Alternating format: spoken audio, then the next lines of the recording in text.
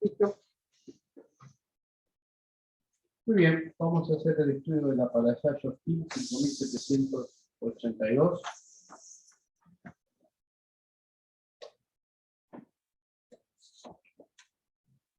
En esta Parashá aparecen leyes relacionadas con la justicia, leyes relacionadas con el gobierno de la sociedad que se iba a conformar, y un pedido muy claro de transparencia de parte de todos los funcionarios que compongan el gobierno de la sociedad, del pueblo de Israel. Básicamente dice, pondrás jueces y se traducen como alguaciles y policías para que controlen la sociedad. Y cuando den un dictamen, como hemos leído,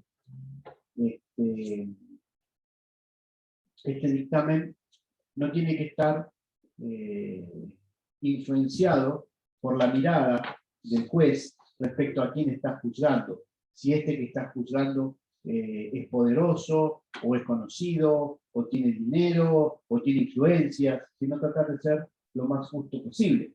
Pero para que ese dictamen sea dado con justicia se necesitan testigos, y a su vez estos testigos tienen que ser testigos que realmente cuenten qué fue lo que vieron, qué fue lo que pasó, y que no se conviertan en testigos falsos. Cuando en una sociedad la justicia está percutida, la sociedad se vuelve una sociedad corrupta, porque el ejemplo, la línea, el límite, está corrido de su lugar. Y eso lo vamos a poder ver en todas las sociedades. Siempre les recuerdo que si la Torá dice no hagas algo, es porque eso estaba sucediendo. Entonces, como estaba sucediendo, la Torá dice no lo hagas. Quiere decir que el hombre es hombre, obviamente, desde que es hombre. Desde que Adán perdió ese lugar tan idílico que era el Jardín del Edén, y comenzó a tener cuerpo, cuando Dios lo viste con pieles, significa que descendió del tercer cielo, del cielo de Briá, al cielo, a la dimensión de Asiá, a la dimensión física, se le incorporó el cuerpo, y al incorporarse el cuerpo, nosotros lo que tenemos es el impulso del mal, la inclinación que nos lleva al egoísmo. Y mientras haya egoísmo, siempre es lo mío, para mí, lo que me conviene, y tratamos de cambiar el eje de la misma creación y del creador, para que las cosas sean como nosotros queremos que sean, y que no sean de acuerdo a lo que Dios dispone. Ese es uno de los aspectos más importantes de la sociedad y de la justicia. Y realmente casi nunca se cumple. Esa es la realidad. Solamente en sociedades actualmente, en sociedades denominadas del primer mundo, vemos que el nivel de corrupción es un poquitito menor al que debería ser. Pero en las otras sociedades, la unión de los poderes hace específicamente a que el gobierno de turno haga exactamente lo que quiera, persiga a los que estuvieron antes, y se trate de perpetuar en el tiempo. Y después el que viene hace lo mismo que el anterior, y así sucesivamente. Sobre eso quiero hacer un pequeño comentario, muy pequeño, lo voy a pasar. Se ha publicado una foto en donde el señor presidente de la Argentina aparece festejando un cumpleaños de su pareja, con amigos conocidos de su pareja. Que la abogada, que el de la imagen, que la que hace el pelo, la que hace las uñas. Ese cumpleaños fue en julio del año pasado, en la época en que el mismo presidente nos pedía a todos, por decreto, firmado por él, que nos quedáramos en las casas, que no saliéramos, porque el virus nos podía matar a todos, y teníamos que ser buenos con las otras personas para no contagiarnos, y fundamentalmente las reuniones sociales. Entonces, firmo una cosa y la borro con el codo. Cuando tengo que actuar, yo soy distinto, yo tengo una élite diferente, yo pertenezco a una casta distinta, yo lo puedo hacer, pero los otros no, tienen que hacerlo. Mis súbditos tienen que hacer lo que yo digo, pero yo soy libre de hacer lo que yo quiera. ¿Sí? Bueno, justamente la Torá dice, no hagas eso. Por eso, cuando la Torá nos habla en esta semana de cuando designes un rey, que ese rey tenga un rollo de Torá, lo copie y lo lea todos los días para recordar qué cosa, que Dios lo puso en el lugar en donde está y que su principal servicio es servir a Dios con el rol que le corresponde a él, que es el rol de rey. Entonces, si tuviéramos conciencia, no importa el lugar que ocupamos, actuaríamos con conciencia. Y si le prohíbo a un tercero hacer algo, tampoco debería hacerlo, porque si soy quien está a cargo, soy el que tiene que dar el ejemplo. Pero cuando las personas llegan a los lugares de liderazgo, se produce la decisión entre lo que yo puedo hacer, mi yo puede hacer, y lo que los otros deben hacer. Eso es lo que ha pasado con el señor presidente de la República Argentina, donde lo que falta ahí es algo que se llama conciencia. La palabrita conciencia. Empatía con el otro. En esa época, el año pasado, había gente que ya se estaba muriendo lamentablemente de COVID y se morían solos porque sus familiares no podían visitarlos en el momento de la muerte. Fue un momento muy difícil. Entonces, si yo impongo eso porque sanitariamente es lo que corresponde, porque todo muy bien, también tengo que cumplirlo. Mi conciencia me tiene que decir esto es correcto y esto es incorrecto. Pero si mi conciencia dice, yo puedo hacer lo que yo quiera, pero que los otros vivan de una manera diferente, entonces ya no estoy escuchando a mi conciencia, sino que estoy escuchando a mi ego. Y mi ego tiene privilegios, porque estoy en un lugar de poder. Por eso la Torá, cuando habla del rey, dice, y todos los días va a leer la Torá. Porque, ¿qué cree que es el rey? El rey es el que tiene la última palabra de su reino y fue puesto ahí por Dios. Los reyes de la antigüedad creían eso. Y creían que eran dioses en la tierra. Mientras que el rey de Israel tenía que pensar diferente. Tenía que darse cuenta que Dios lo había elegido. O sea, que tenía que estar agradecido a Dios, que no era él, que era otro, y que tenía que servir a ese Dios cumpliendo con la función de rey. Fíjense, desde lo ético, desde lo moral, ¿qué es diferente? Por eso, dice el Sod, la lectura mística de esta parashá, que cuando Dios dice, y pondrás jueces, en realidad es, y escucharás la voz de tu conciencia para actuar en cada acto de tu vida. Y estarás en paz con la voz de tu conciencia. Porque la voz de la conciencia nos dice en qué nivel estamos de cercanía con la divinidad.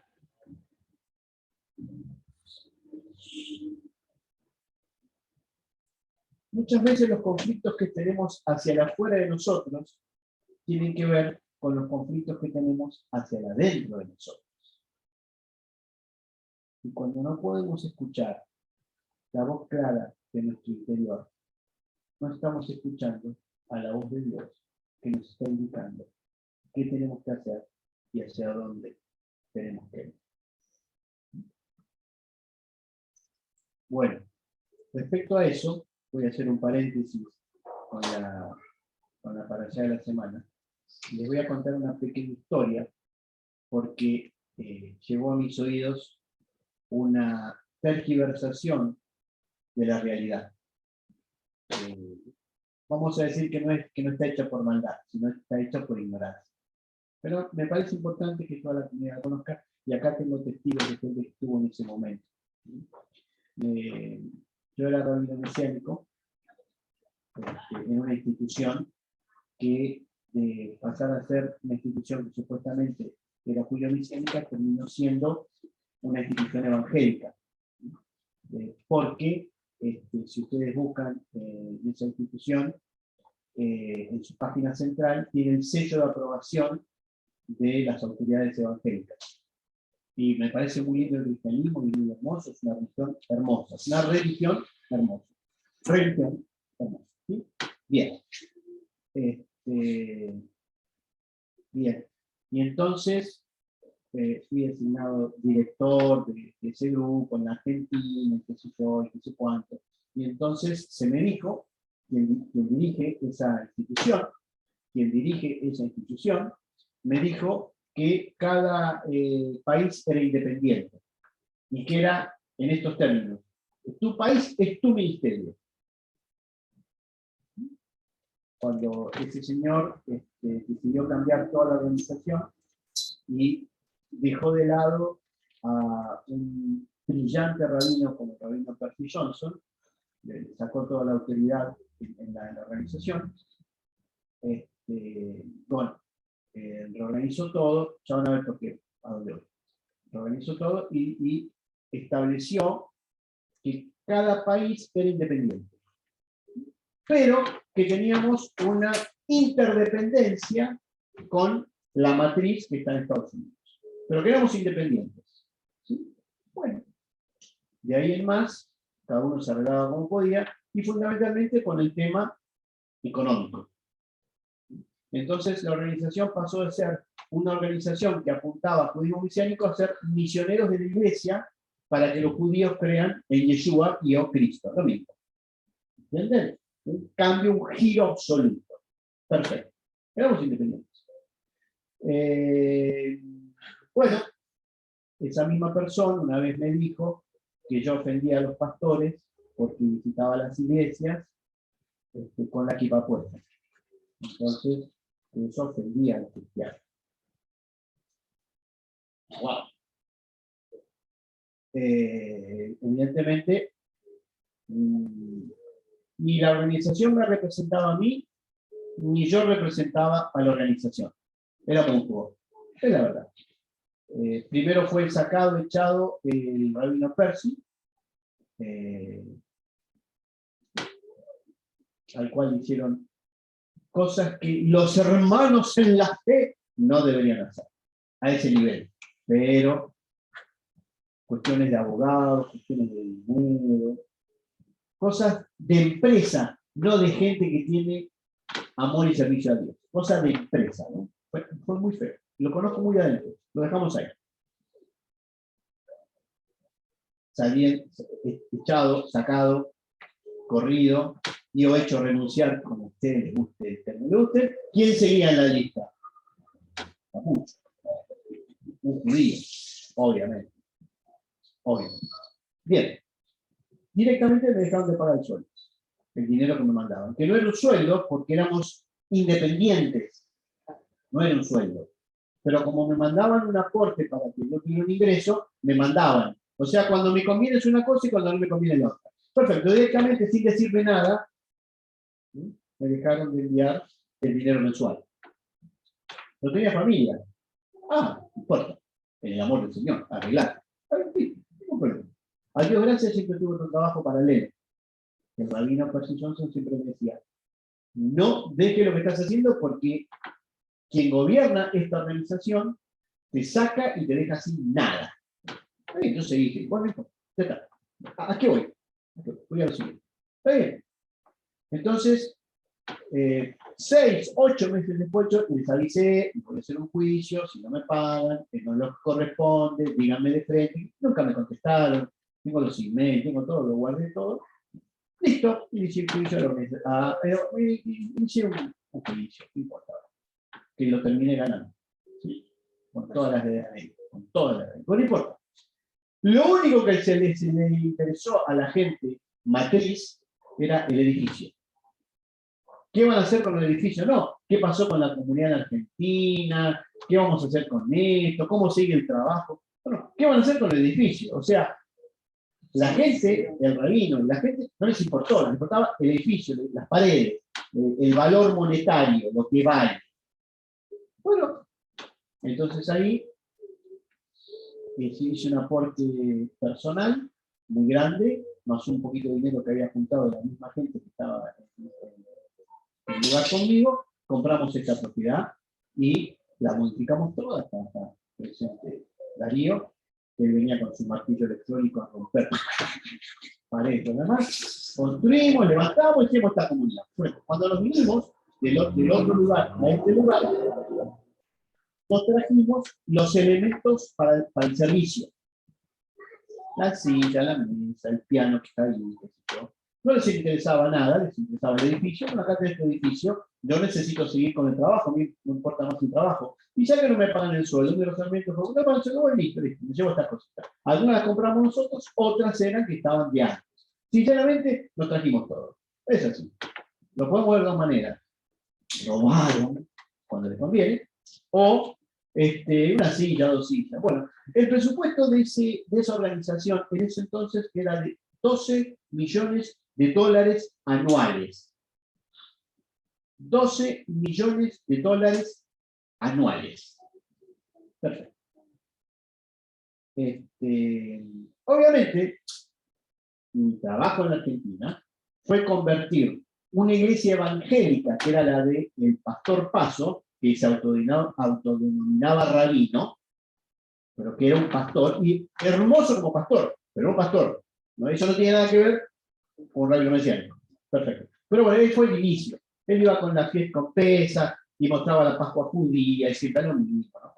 Hacía chistes antisemitas. Una vez lo invitó a comer al rabino Percio en su casa y le dio de comer carne de cerdo. Claro, para mostrarle que los judíos ya no tienen que comer kosher y todo lo demás. Es un rabino que le... Cosas de ese tipo vivimos en el origen nosotros. Ustedes ya lo tienen todo servidito acá. Ustedes no saben la que pasa. Bueno, no importa. ¿A qué voy? ¿A qué voy?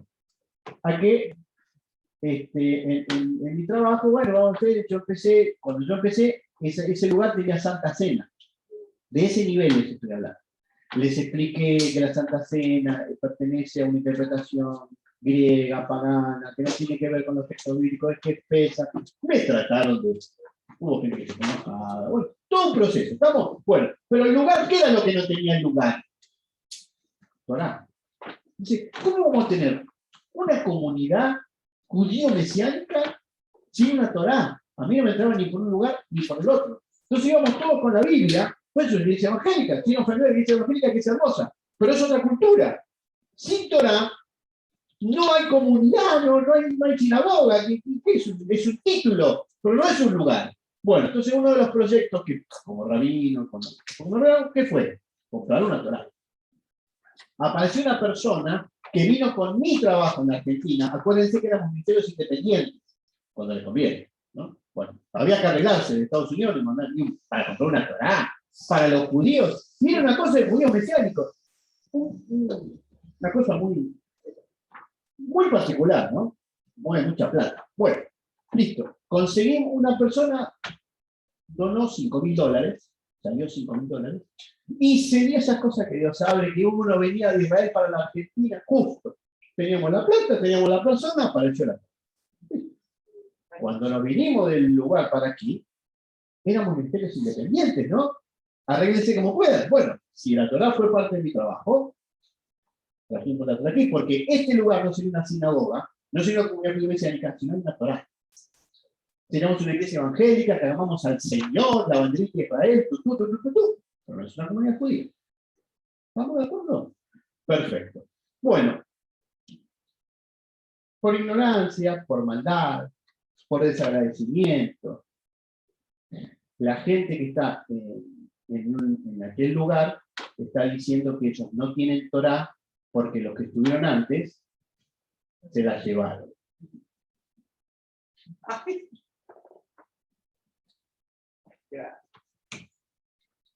No éramos independientes, ahora somos interdependientes. ¿Saben cuánto vale una Torá? Esta es una Torá, no es nueva, es recopiada, usada, está hecha por un software, está perfecta. $5.000. Tienen un presupuesto de $12 millones anuales. Hace 8 años que nací ese lugar. ¿No tienen $5.000 para comprar una Torá? No tienen porque no quieren, porque no les interesa, porque piensan como cristianos. Y es hermoso el cristianismo, pero es cristianismo. Bueno, ¿qué falta ahí? Conciencia. Es cuando no hay conciencia. Hay poder, hay esto, hay dinero, hay todo bárbaro. No hay conciencia. No hay conciencia. Y los lugares de liderazgo, de donde fuere, cómo fuere, implica que escuchemos la voz de la conciencia y que seamos veraces. El liderazgo no solamente es ser rabino, ni ser presidente, ni ser juez. El liderazgo tiene que ver con el trabajo, en la familia, con los amigos. La Torá nos pide que seamos veraces. Veraces. Para rematar lo que les he contado, cuando nos vinimos para aquí, mandaron un espía para que viera qué estábamos haciendo nosotros. Literalmente. Y pasó la persona por enfrente, mirando así, pues, entrá, mirá lo que estamos acá, estamos trabajando todo. Ah, no, bueno, yo. Entonces, esa misma persona, misionero bautista del sur de Estados Unidos, se presentó en el ministerio de culto con una abogada diciendo que tuvieron un incendio y que se quemaron los papeles y que ellos son los que tienen el registro de culto que el rabino Joseph Shelley tramitó en el Estado argentino. Me citan del Estado argentino y me dicen, hay otra persona que dice que tiene el registro. No, estos son de Estados Unidos. Somos independientes. Nosotros tenemos el registro de culto en Argentina, somos argentinos que hicimos el trámite en Argentina. O sea que nos quisieron robar el registro de culto. Y es más, el registro de culto no salió, ustedes lo saben, porque lo presenté como judíos mesiánicos. Es el primer registro de culto, y no sé si es el único todavía, desconozco, específicamente como judíos mesiánicos. Obviamente, el judaísmo se opuso y el cristianismo se opuso, los dos. No quiere ninguno de los dos. Tuve que presentar un escrito con un abogado constitucionalista para cambiar el dictamen del Estado. Le pedí plata a Estados Unidos, porque eso era para Estados Unidos, para que lo tuviéramos, para que ellos pudieran hacer una representación legal en Argentina. Me mandó a contestar el jefe, el rey, no tenemos plata para gastar en abogados. Bueno, déjalo. Lo vamos a hacer nosotros acá en Argentina, Dios mediante. Juntamos el recurso, hicimos la presentación, sacamos el registro de culto. Y después quisieron robarnos el registro de culto. Bien.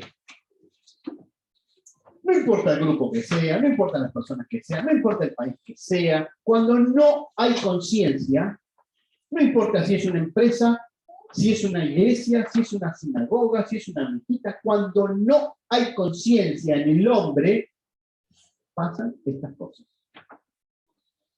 Después las podemos disfrazar en el nombre del Señor, en este, en el otro. Pasan estas cosas. ¿Y la Torá qué nos pide? Que seamos veraces. Por eso la Torá, como siempre les digo, no es una religión. Es claridad con la divinidad. Ser claros. Ser claros en cada acto de la vida. Ser íntegros. Por eso nos pide sede, dos. Justicia, justicia perseguirás.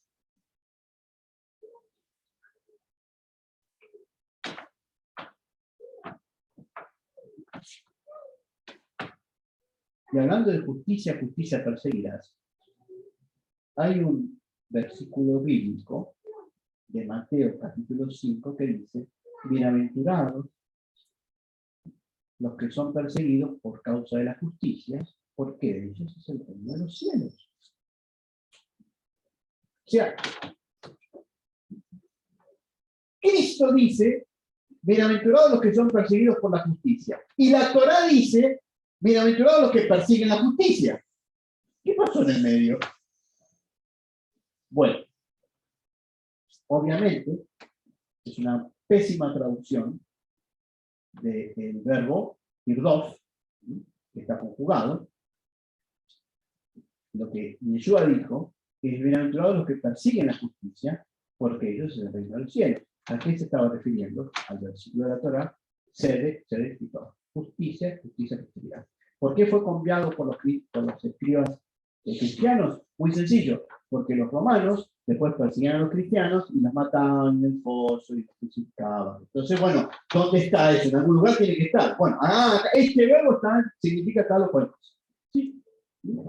Es una muy mala traducción de las palabras de Yeshua, teniendo en cuenta que él habló hebreo y nunca habló griego. Perfecto.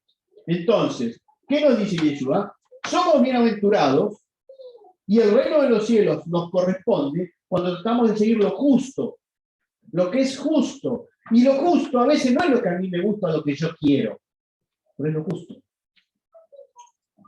Y cuando es justo, hay que tratar de superar la angustia que nos da tener que hacer lo justo y no lo que yo quiero o lo que a mí me gusta o como debería ser.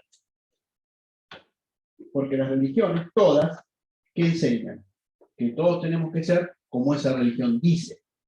Porque si vos sos diferente o pensás diferente, sos malo o sos hereje o vas a ir a un lugar feo llamado infierno. Bien. Todo lo que les conté es para llegar al punto sublime del día de hoy. De paso les aclaré que nosotros no robamos la Torá, por la duda. Este rabino no robó nada. Las lenguas largas arderán en el infierno. Bueno, lo aclaro porque, porque cada persona que va al otro lugar y viene para acá viene con ese bolsito, ¿no? Se mete en la cabeza. Lo mete en la cabeza. Hay gente para todo. Hay gente para todo. Bueno, ya está, fue. Está bien aclarado, lo hice desde el púlpito y en el medio un mensaje para bien aclaradita la cosa. Bueno, ya está. Vamos al punto, el otro punto del mensaje el día de hoy, que es cuando Rab Shaul iba con Igrot Reshut, iba con documentos del Sanedrín para perseguir a quienes. No habían cristianos en esa época. El cristianismo es del siglo II. ¿A quién perseguía? A los judíos helénicos, como Esteban, que creían que el rabino Yeshua era el Mesías. No había cristianos. Cristianos desde el siglo II en adelante. Esteban era de aquellos que servían las mesas que habían sido elegidos para atender a los judíos helénicos. ¿Por qué a los judíos helénicos? Porque los judíos separaban en ese momento, los judíos de Judea separaban a los judíos a los helénicos, porque los helénicos habían tomado cultura extraña. Entonces los tenían ahí, ¿viste? Vos sos medio judío, ahí, un poquito más lejos, a ver si te lo impurifico. Como los cristianos con los judíos, ¿viste? Vos ahí, tío. Pasa en todos los grupos. Siempre uno quiere tener toda la verdad. Perfecto. Entonces, iba contento Rab Shaul, el rabino Saúl, en su nombre Pablo, iba contento con que los iba a meter presos. Hasta que se le apareció una luz en el camino. Y ahí se cayó el caballo. El texto dice, como ishkashim, como escamas en los ojos. ¿Dónde vieron ustedes que una persona sin seguir se le crecen escamas en los ojos? Eso no existe. Y después se le cayeron las escamas. Eso no existe. Bueno. Y entonces le dice, ¿por qué me persigue? Ay, señor, y la agarró. ¿Qué pasó acá? ¿Por qué no lo reconoció? Porque el cuerpo resucitado del Mesías no es el cuerpo físico que tenía. Sus discípulos tampoco lo reconocieron. Lo vieron y dijeron, ¿qué es esto? ¿Un fantasma? No, él les habló y, sí, la voz es de él, pero la forma, justamente, el cuerpo resucitado, bla, bla, bla, bla, bla, bla, es la unión, como siempre les digo, debería conocer el tercer cielo con el mundo físico, ¿sí? se unen y entonces hay una transformación. No es el cuerpo físico, porque lo físico pertenece al mundo físico y estamos hablando del tercer cielo, donde ya no hay cuerpo. ¿Sí? Una unión. Entonces, se ve pero no se ve, tiene la forma pero no tiene la forma. Es como decir, es como creer que Dios tiene dos pies, una cabeza, dos brazos y dos piernas. ¿Sí?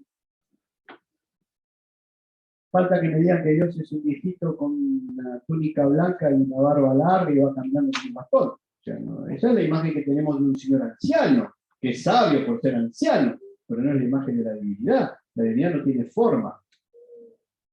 No sabemos quién es ni cómo es. Es Dios, por eso es Dios. Si no, sería un ser más. Bueno, en fin.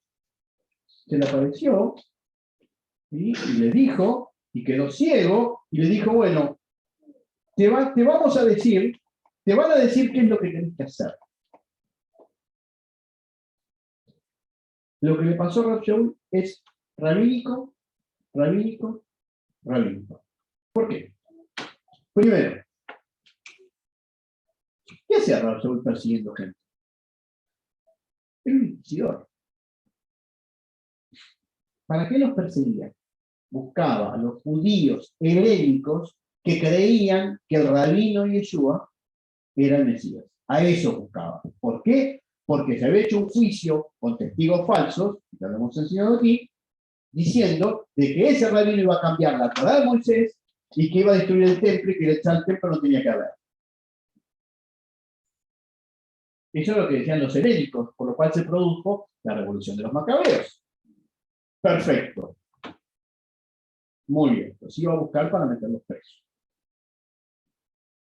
Ahora yo me pregunto, ¿qué edad tenía Rab Shaul en ese momento? Según los historiadores, 25, 30 años. O sea, no sabemos nada de ninguno. Esa es la realidad. Que nació entre el año 5 y el año 10, más o menos. Perfecto. ¿Qué quiere decir eso? Era contemporáneo de Yeshua. Ah, ¿y cómo tenía tanta autoridad Rab Shaul? Porque estuvo presente en el juicio de Esteban y en la lapidación de Esteban. Y habíamos visto que le tiraron la ropa a Esteban, el panolito blanco que indicaba el castigo y a quien iban a castigar, se habían tirado a sus pies, quiere decir que era la autoridad del Sanedrín en el medio del apedreamiento. ¿Cómo tenía tanta autoridad?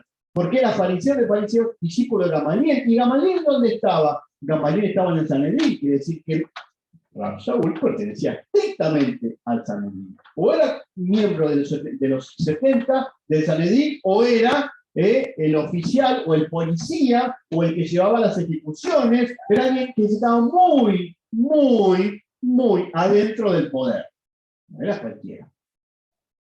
No mandaron a cualquiera. Mandaron a alguien de confianza en el cuerpo del Sanedrín. Por eso lo que le pasó a él es muy, muy rabínico. Porque si él iba con un dictamen del Sanedrín, lo único que podría evitar la orden es Bat Kol, una voz del cielo. Entonces se le tuvo que aparecer Yeshua para decirle, estás equivocado. Bárbaro. Como escamas en los ojos. ¿Y a dónde lo mandaron? A hablar con Hananías. Fíjense qué interesante, en la parashá de esta semana, ¿qué leemos? Medida por medida. ¿Sí? Ojo por ojo, diente por diente, medida por medida. ¿Dónde lo mandó Yeshua? Porque Yeshua le pudo haber dicho, vamos a sentarnos, te voy a explicar, estás equivocado en esto. No hizo eso. Lo mandó con aquellos a los cuales él perseguía.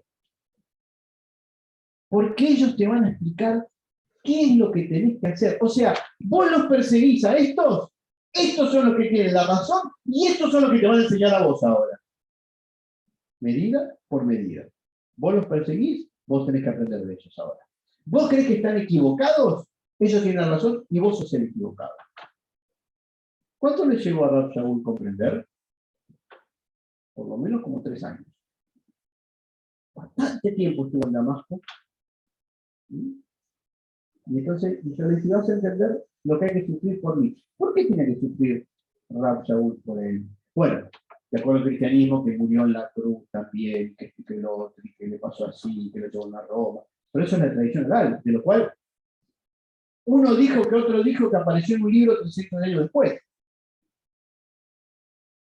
No tenemos idea. Lo mismo que Pedro muriendo en Roma, crucificado, cabeza para abajo. Uno dice que otro dice, no hay pruebas. Pero bueno, la religión se va armando así. Uno dice que otro dice y tuvo que haber pasado, y pero ya lo sabemos. Indistintamente que haya pasado o no. La cuestión es, ¿por qué tenía que Shaul saber lo que se sufre por el Mesías? Porque el Mesías vino como siervo sufriente. ¿Y a qué vino? A enseñarnos cómo tenemos que combatir cada uno de nosotros nuestro nuestro impulso del mal. Imagínense la postura de Rab Shaul. Él es un agente perseguidor en el nombre del buen Dios de Israel, teniendo toda la verdad y defendiendo lo que él creía que tenía que hacer, porque los otros, los judíos helénicos que creían que Rabino Yeshua era el Mesías, eran gente que blasfemaban a su Dios. De repente, su posición social, su posición económica, su liderazgo se desplomó. Estaba equivocado. Eso implica todo un proceso interno, todo un cambio de vida absoluto para pasar a la clandestinidad. Prácticamente lo perseguían acá, lo perseguían allá, enseñaban y lo echaban.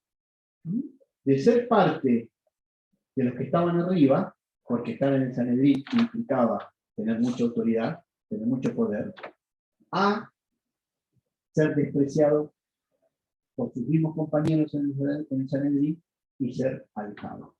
Él tuvo que pasar por ese proceso. Y al pasar por ese proceso, empezó a comprender y a flexibilizar sus posiciones. ¿Y quién le indicó a Rab Shaul lo que él tenía que hacer? Según Hechos capítulo 9, no fue Yeshua, fue Hananí. El relato del suceso de Rab Shaul aparece 3 veces distintas en el libro de los Hechos. Es cómo lo cuenta Hananía, cómo lo cuenta Rab Shaul y cómo lo recuenta Rab Shaul en otro lugar. ¿Sí? Ahora estamos en el capítulo 9. En el capítulo 9 lo que observamos es que mientras Rab Shaul iba a perseguir, Dios, a través del Mesías, le dice, estás equivocado. Es exactamente al revés de lo que vos pensás. Y a la hora de la tefilá, de la oración, mientras Rab Shaul estaba haciendo tefilá, porque estaba totalmente desorientado ese hombre pobrecito, de lo que le había pasado, porque además estaba ciego por 3 días, a la misma hora que él estaba haciendo tefilá, Hananí estaba haciendo tefilá, estaba haciendo la oración de la mañana, aparentemente, la oración. Y en ese momento, Yeshua le dice a Hananí, anda a tal lugar a buscar a tal persona, hacerle al simijá, ponerle la mano encima, y va a recobrar la vista. Entonces Hananí dice, pero ese no lo vino a perseguir. Yo sé lo que te digo, andá y hacelo. Al mismo momento que Rab Shaul estaba haciendo tefilá, al mismo momento Hananí estaba haciendo tefilá. Y Rab Shaul y el rabino Yeshua se aparece a Hananía y lo envía. Después vamos a ver en otro relato de ese suceso que Hananía no era cualquiera. No era cualquiera. Tenía el mismo nivel que Rab Shaul, porque era celoso de la Torá, está traducido, piadoso. Es decir, era un gran conocedor de la Torá. Y aparentemente entonces podemos interpretar que Hananía fue el que le mostró a Rab Shaul la nueva interpretación que Rab Shaul tenía que tener sobre los escritos, sobre cómo interpretar la Torá y los profetas para darse cuenta que el rabino Yeshua era el Mesías. Y el texto dice, que Yeshua le dice a Hananías, que este me va a servir, me va a hacer conocer a las naciones, a los reyes y también al pueblo de Israel, es decir, a todos los que están fuera de la tierra de Israel, porque dentro de la tierra de Israel estaban los discípulos de Yeshua. Medida por medida. Vos los perseguís, a estos que perseguís, bueno, estos son los que te tenían que enseñar.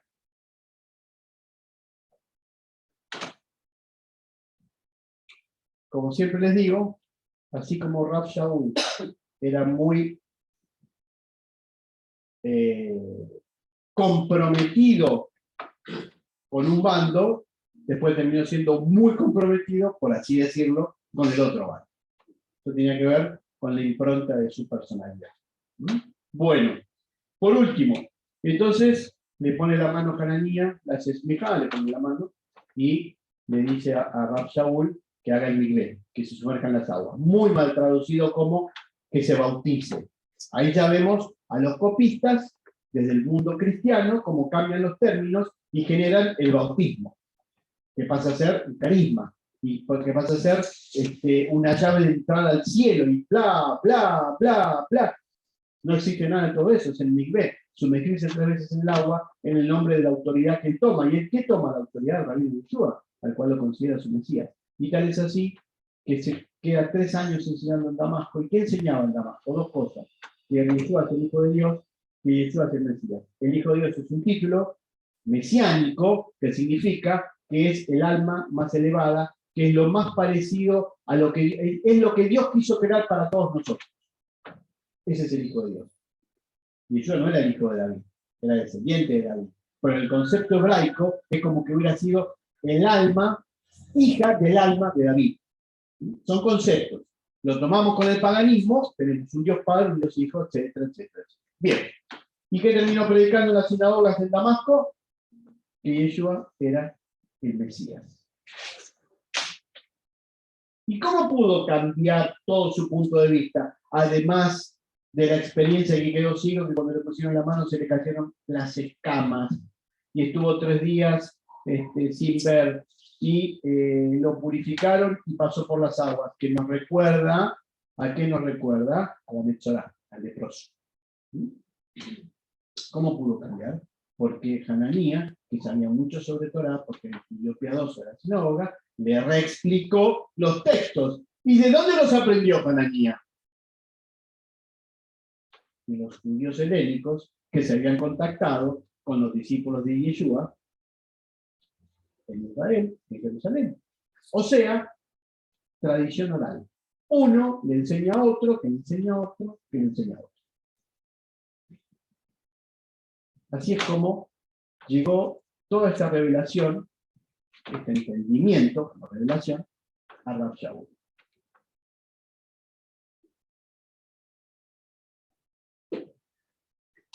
Pero Rav Shaul, siendo partícipe de la muerte de Esteban, siendo partícipe de encarcelar, tuvo conciencia. Supo escuchar la voz de su conciencia. A ninguno de nosotros nos pasa tan así, que se nos aparece el Señor y una luz y todo lo demás. Porque si nos pasara así, estaríamos así todo el día. Iríamos al infierno, como el temor que tiene Cristina del infierno, del infierno, pobre Cristina, no te da problema. No nos pasa eso, ¿no? Pero tenemos la voz de la conciencia. La conciencia muchas veces nos dice, esto es correcto, esto es incorrecto, esto es así, esto no es así. Y a veces responder a esa voz de la conciencia, como recién lo acabo de decir, implica la angustia de no hacer lo que uno quiere o lo que al ego le conviene. O lo que la sociedad aprueba. O lo que la masa dice que es lo correcto. Y ahí hay que saber plantarse. Y estar en paz con la voz interior. Tzedek Tikov. Justicia, justicia y perseguirás. La justicia divina siempre llega. Tarde o temprano, siempre llega. y llega para que nosotros podamos verla, o con los ojos físicos o con los ojos del alma, pero llega. Siempre. Siempre. Y a veces lo justo, a veces lo que pasa, el fenómeno, el hecho que pasa, por ahí no es el que estábamos esperando. Por eso es que debe suceder. Porque es más correcto para el conjunto y no para el individuo. Acuérdense que nosotros de todo lo que sucede vemos una foto. La película es mucho más grande. Vemos una foto y queremos que sea como nosotros queremos. Y a veces no es lo mejor. Y a veces no es. Pero cuando actuamos escuchando la voz de la conciencia, siempre en nuestra vida, siempre Dios nos permite entender, o con los ojos del cuerpo, porque lo vemos físicamente, sucedió tal cosa, o con los ojos del alma, porque podemos entender por qué pasa tal o cual acontecimiento. Y la justicia se hace.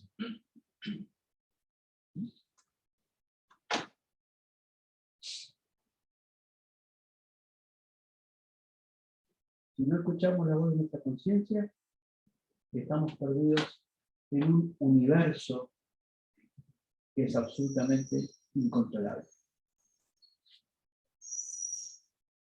Si escuchamos la voz de la conciencia, tenemos la apertura al conocimiento del alma. Y eso no está escrito. No hay ninguna mitzvah, no hay ningún mandamiento, no hay ningún versículo, no hay nada que nos pueda ayudar. Solamente es nuestra relación muy íntima con la divinidad. Porque la Torá no dice, no uses el celular a tal hora, o no hagas tal cosa. Nos da principios de vida. Y dentro de esos principios, sigamos lo que es justo, lo que hace al bien común. Y si dudamos, tenemos la Torá como ejemplo. Y si dudamos, tenemos la vida del Mesías como ejemplo. Y el resto lo tenemos que hacer nosotros. Porque en este mundo estamos para crecer, para desarrollarnos. Y si Dios nos ha puesto en lugares de liderazgo, el que fuere, de lo que fuere, en el deporte, en la sinagoga, en el trabajo, en la organización, en la política, no importa, tenemos una responsabilidad para con Dios. Tenemos que servir a Dios desde ese liderazgo y servir a aquellos que nos dan la autoridad para que los lideremos. Porque es medida por medida. Después Dios nos va a preguntar, ¿qué hiciste con lo que tenías? Acuérdense que cuando Dios te da, después Dios te pregunta, ¿sí? Te di 2, me tenés que devolver 2. No, yo lo guardé y porque acá tenés los 2 que me diste, pero no hice nada con esto porque lo guardé porque yo. Y Dios a ese no le agrada. ¿Quién le agrada? Al cual Dios le da y esa persona trata de hacer, trata de dar. Bueno. Quien hace se equivoca, pero hace. Quien no hace, solamente quiere lo de los otros para sí mismo. Bueno, en resumidas cuentas, jueces y alguaciles nombrarás y seguirás la justicia. Es decir, escuchemos la voz de la conciencia, porque ahí hay mucha sabiduría y hay mucha paz. Shabbat shalom.